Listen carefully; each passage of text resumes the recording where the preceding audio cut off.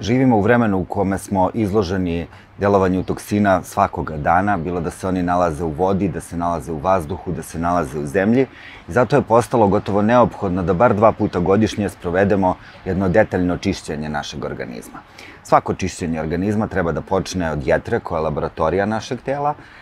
i da bismo to uspeli da obavimo efikasno, a uz pomoć biljaka, koje su tu naravno uvek da nam pomognu, tu su kapi Bioteo broj 63, koje deluju prvenstveno na jetru. One imaju moju omiljenu biljku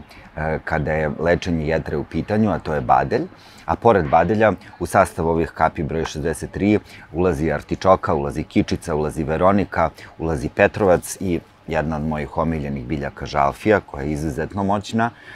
i veoma lekovita biljka koja se koristi vekovima unazad kao efikasno biljno sredstvo za jačanje jetre. Da bi se efekat čišćenja organizma upotpunio, odnosno delovao na jedan komplementaran i kompletan način, tu su i Bioteo kapi broj 16, koje u sebi sadrže koprivu, koren i list koprive, koje sadrže koren maslačka, koren čička, imaju u sebi kupinu, imaju u sebi cikoriju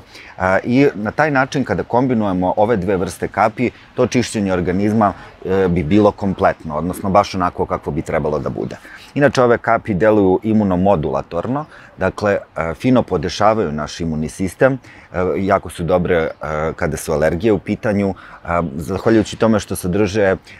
visoku koncentraciju ekstrakata korena koprive, preporučuju se muškarcima koji imaju problem sa hiperplazijom prostate, a zahvaljujući opet velikoj koncentraciji ekstrakta lista koprive, jako su dobre protiv anemije.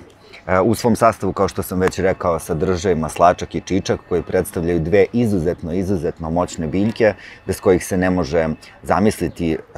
kompletan detoks, odnosno čišćenje organizma, jer deluju i na jetru, ali deluju i na bubrege, koji su takođe jako važni u ovom procesu čišćenja našeg tela od nagomilanih otrova i od toksina kojima smo konstantno izloženi. Već sam rekao, idealno bi bilo da kombinujete ove dve vrste kapi, dakle broj 63 i broj 16. Između njih, koristite ih svakog dana, između ove dve vrste kapi treba napraviti 10 minuta pauze i kada 2 puta godišnje sprovedete kuru ovim kapima, osjećat ćete se bolje i očistit ćete svoje telo od nagomilanih toksina. Kapi broj 63 deluju prvenstveno na jetru, ali ukoliko imate još neke probleme sa digestivnim traktom,